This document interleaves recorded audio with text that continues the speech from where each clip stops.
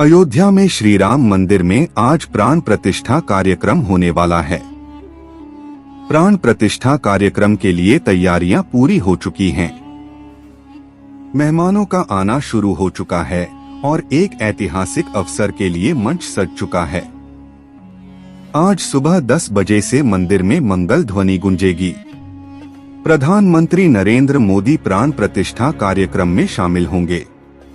प्राण प्रतिष्ठा समारोह से पहले अयोध्या का राम मंदिर सजकर तैयार है।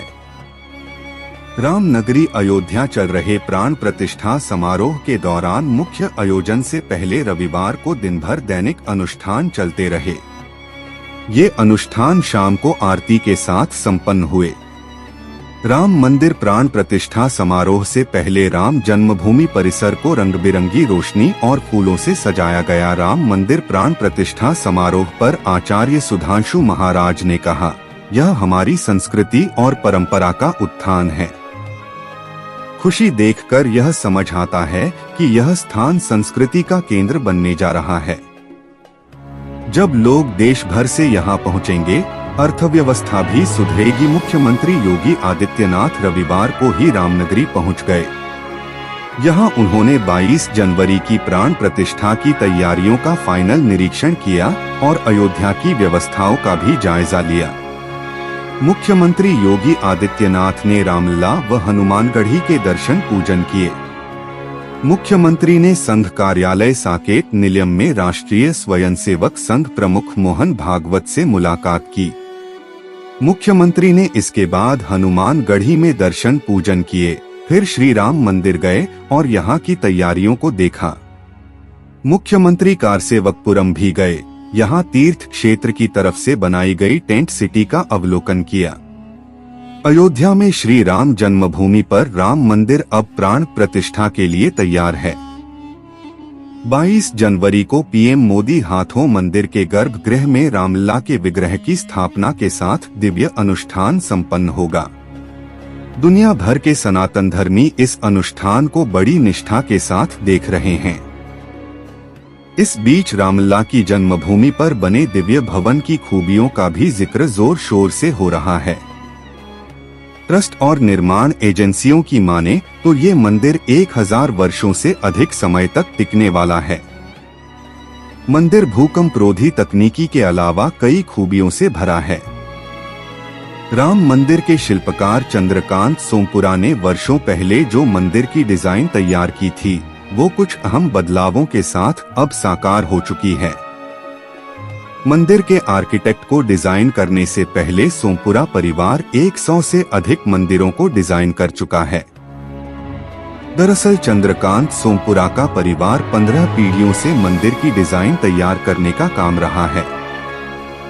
वास्तुशिल्प डिजाइन चंद्रकांत सोमपुरा द्वारा नागर शैली या उत्तरी भारतीय मंदिर डिजाइन के अनुसार बनाया गया था, जो 15 पीढ़ियों से चली आ रही पारिवारिक परंपरा के रूप में विरासत मंदिर संरचनाओं को डिजाइन कर रहे हैं। परिवार ने 100 से अधिक मंदिरों को डिजाइन किया है। राम मंदिर परिसर का कुल क्षेत्रफल 2.7 एकड़ है, जिसमें से करीब लगभग 57,000 वर्ग फीट पर मंदिर का निर्माण किया गया है।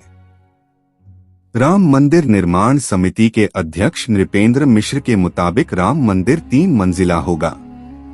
मंदिर की ऊंचाई 161 फीट या कुतुब मीनार की ऊंचाई का लगभग 70% होगी। राम मंदिर निर्माण समिति के अध्यक्ष नृपेंद्र मिश्र ने मंदिर के निर्माण को लेकर पूरी जानकारी दी। उन्होंने बताया कि मंदिर में हाई क्वालिटी के ग्रेनाइट, बलुआ पत्थर और संगमरमर का उपयोग किया गया है। जोड़ों में सीमेंट या चूने के मोर्टार का कोई उपयोग नहीं किया गया है। पूरे मंदिर में केवल ताला और चाबी ही लोहे की होगी। वहीं CBRI का कहना है कि राम मंदिर में 2500 साल टिकने वाली भूकंपरोधी तकनीकी का इस्तेमाल किया गया है। नृपेंद्र मिश्रा का कहना है कि मंदिर 1000 साल से अधिक समय तक चलने के लिए बनाया गया है।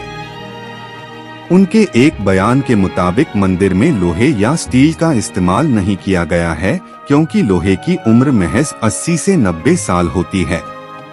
श्री राम जन्मभूमि देश के सबसे लंबे केस में एक है, लेकिन 5 अगस्त 2020 का दिन सुनहरे अक्षरों में दर्ज हो गया। 1528 से 2020 तक अयोध्या के पूरे 492 सालों के इतिहास में कई मोड़ आए। अवध नगरी अयोध्या मूल रूप से मंदिरों का शहर रहा है। कहा जाता है कि अयोध्या नगरी को भगवान श्री राम के पूर्वज विवस्वान सूर्य पुत्र वैवस्वत मनु द्वारा बसाया गया था। इसलिए अयोध्या नगरी में सूर्यवंशी राजाओं का राज महाभारत काल तक रहा। अयोध्या नगरी के दशरथ महल में ही प्रभु श्री राम का जन्म हुआ। धन्य धान्य और रत्नाभूषणों से भरी इस नगरी की अतुलनीय छटा और खूबसूरत इमारतों का वर्णन वाल्मीकि रामायण में भी मिलता है। इसलिए तो महर्षि वाल्मीकि ने रामायण में अयोध्या नगरी की शोभा की तुलना करते हुए इसे दूसरा इंद्रलोक कहा। लेकिन भगवान श्री राम के जल समाधि लेने के बाद अयोध्या कुछ समय के लिए उजाड़ हो गई थी। कहा जाता है कि राम जी के पुत्र कुश ने फिर से अयोध्या का पुनर्निर्माण कराया और इसके बाद सूर्यवंश की अगली 44 पीढ़ियों तक इसका अस्तित्व चरम पर रहा। इसके बाद महाभारत काल में हुए युद्ध के बाद भी अयोध्या फिर से उजाड़ हो गई। पौराणिक कथा कहानियों के अनुसार प्राचीन काल में भगवान श्री राम के जल समाधि लेने के बाद और महाभारत युद्ध के बाद अयोध्या के उजाड़ होने और फिर से बसने का वर्णन मिलता है। लेकिन श्री राम जन्मभूमि अयोध्या और यहाँ बने श्री राम मंदिर को एक नहीं बल्कि कई बार आक्रमणों का सामना करना पड़ा। अयोध्या को नष्ट करने के लिए मुगलों द्वारा कई अभियान भी चलाए गए। मंदिर में बाबरी ढांचा खड़ा किया, भव्य मंदिर तोड़ मस्जिद बनवाए गए, लेकिन प्रभु श्री राम की जन्मभूमि कभी नष्ट न हो सकी। वैसे तो अयोध्या नगरी का इतिहास त्रेतायुग से भी पुराना है, लेकिन आपको बताएंगे अयोध्या नगरी में विवाद से लेकर विध्वंस, निर्माण और उद्घाटन तक श्री राम जन्मभूमि अयोध्या के करीब 500 सालों के बारे में।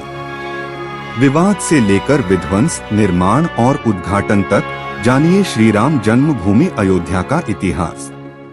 अयोध्या राम जन्मभूमि देश के सबसे लंबे चलने वाले केस में एक है। राम जन्मभूमि का इतिहास बहुत पुराना है। 1528 से लेकर 2023 तक श्री राम जन्मभूमि के पूरे 495 वर्षों के इतिहास में कई मोड़ आए। इसमें 9 नवंबर 2019 का दिन बेहद खास रहा, जब 5 जजों की संवैधानिक बेंच ने ऐतिहासिक फैसला सुनाया। 1528 मुगल बादशाह बाबर के सिपहसालार मीर बाकी ने विवादित जगह पर मस्जिद का निर्माण कराया। इस स्थान को लेकर हिंदू समुदाय के लोगों द्वारा यह दावा किया कि यहाँ भगवान राम की जन्मभूमि है और इस स्थान पर एक प्राचीन मंदिर भी था। हिंदू पक्ष के लोगों ने मस्जिद में बने 3 गुंबदों में एक गुंबद के नीचे भगवान राम का जन्मस्थान बताया। श्री राम जन्मभूमि पर जहां मस्जिद का निर्माण किया गया, वहां के आसपास के कई स्थानों पर पहली बार 1853 में दंगे हुए। इसके बाद 1859 में अंग्रेजी प्रशासन ने विवादित स्थान के पास बाड़ लगा दी और मुसलमानों को ढांचे के अंदर, वहीं हिंदुओं को बाहर चबूतरे के पास पूजा करने की इजाजत दे दी। 1949 अयोध्या श्री राम जन्मभूमि का असली विवाद 23 सितंबर 1949 को तब हुआ, जब मस्जिद में भगवान राम की मूर्तियां मिली। इसे लेकर हिंदू समुदाय के लोग कहने लगे कि यहाँ साक्षात भगवान राम प्रकट हुए हैं। वहीं मुस्लिम समुदाय के लोगों ने आरोप लगाया कि किसी ने चुपके से यहाँ मूर्तियां रखी। ऐसे में यूपी सरकार ने तुरंत मूर्तियों को वहां से हटाने के आदेश दिए, लेकिन जिला मजिस्ट्रेट DMKK नायर ने धार्मिक भावना को ठेस पहुंचने और दंगों भड़कने के डर से इस आदेश में असमर्थता जताई। इस तरह से सरकार द्वारा इसे विवादित ढांचा मानकर ताला लगा दिया गया। 1950 फैजाबाद के सिविल कोर्ट में 2 अर्जी दाखिल हुई। इसमें एक तो विवादित भूमि पर रामलला की पूजा की इजाजत और दूसरी मूर्ति रखे जाने की इजाजत पर थी। यूपी सुन्नी वक्फ बोर्ड ने एक अर्जी दाखिल की और विवादित भूमि पर पजेशन और मूर्तियों को हटाने की मांग की। 1 फरवरी 1986 में यूसी पांडे की याचिका पर फैजाबाद के जिला जज के.एम. पांडे ने हिंदुओं को पूजा करने की इजाजत दे दी और ढांचे पर लगे ताले को हटाने का आदेश दिया। यह दंगा ऐतिहासिक रहा। 6 दिसंबर 1992 को वीएचपी और शिवसेना समेत कई हिंदू संगठन के लाखों कार्यकर्ताओं ने विवादित ढांचे को गिरा दिया। इससे देश भर में सांप्रदायिक दंगे हुए और हजारों की तादाद में लोग मारे गए। 2002 गोधरा ट्रेन जो कि हिंदू कार्यकर्ताओं को लेकर जा रही थी, उसमें आग लगा दी गई और करीब 58 लोग मारे गए। इसे लेकर गुजरात में भी दंगे की आग भड़क गई और 2000 से अधिक लोग इस दंगे में मारे गए। 2010 इलाहाबाद हाई कोर्ट ने फैसले पर विवादित भूमि को सुन्नी वक्फ बोर्ड, रामलला विराजमान और निर्मोही अखाड़ा के बीच 3 बराबर हिस्सों में बांटने का आदेश दिया। 2011 अयोध्या विवाद पर इलाहाबाद हाई कोर्ट के फैसले पर सुप्रीम कोर्ट ने रोक लगा दी। 2017 सुप्रीम कोर्ट ने आउट ऑफ कोर्ट सेटलमेंट का आह्वान किया और भाजपा के कई नेताओं पर आपराधिक साजिश आरोप बहाल किए गए।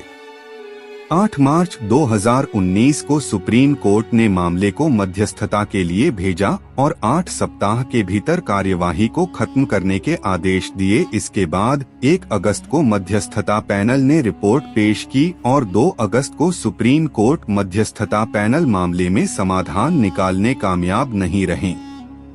इस बीच सुप्रीम कोर्ट में अयोध्या मामले को लेकर प्रतिदिन सुनवाई होने लगी और 16 अगस्त 2019 को सुनवाई पूरी होने के बाद फैसला सुरक्षित रखा गया। 9 नवंबर सुप्रीम कोर्ट के 5 जजों की बेंच ने श्री राम जन्मभूमि के पक्ष में फैसला सुनाया। वहीं 2.77 एकड़ विवादित भूमि हिंदू पक्ष को मिली और मस्जिद के लिए अलग से 5 एकड़ जमीन मुस्लिम पक्ष को मुहैया कराने का आदेश दिया गया। 25 मार्च 2020 को पूरे 28 साल बाद रामलला टेंट से निकलकर फाइबर मंदिर में शिफ्ट हुए और इसके बाद 5 अगस्त को भूमि पूजन किया गया। अब एक बार फिर से श्री राम की जन्मभूमि अयोध्या में रामलला का भव्य मंदिर बनकर तैयार हो चुका है। 22 जनवरी 2024 को रामलला के भव्य मंदिर का अभिषेक होगा। इस तरह से सालों साल चले इस विवाद का अंत होगा और रामलला की पूजा आराधना की जाएगा। करीब 500 साल के लंबे इंतजार और कड़ी लड़ाई के बाद आखिरकार 22 जनवरी 2024 को श्री राम जन्मभूमि अयोध्या में भव्य राम मंदिर का अभिषेक समारोह आयोजित किया जाएगा। यह सनातन प्रेमियों के लिए भक्ति, खुशी और उत्साह का पल होगा। यह अवसर एक त्योहार के समान होगा। 22 जनवरी को राम मंदिर के अभिषेक व प्राण प्रतिष्ठा के बाद 24 जनवरी 2024 को प्रधानमंत्री नरेंद्र मोदी द्वारा मंदिर का उद्घाटन किया जाएगा। फिर सभी भक्तगण मंदिर में रामलला के दर्शन कर पाएंगे। दोस्तों, यदि हमारा वीडियो पसंद आया हो तो वीडियो के लिए एक लाइक जरूर करें। चैनल पर नए हो तो चैनल को सब्सक्राइब करके बेल आइकन को भी ऑन कर ले। दोस्तों, फिर मिलते हैं किसी नए वीडियो में। दोस्तों, जय हिंद, जय भारत।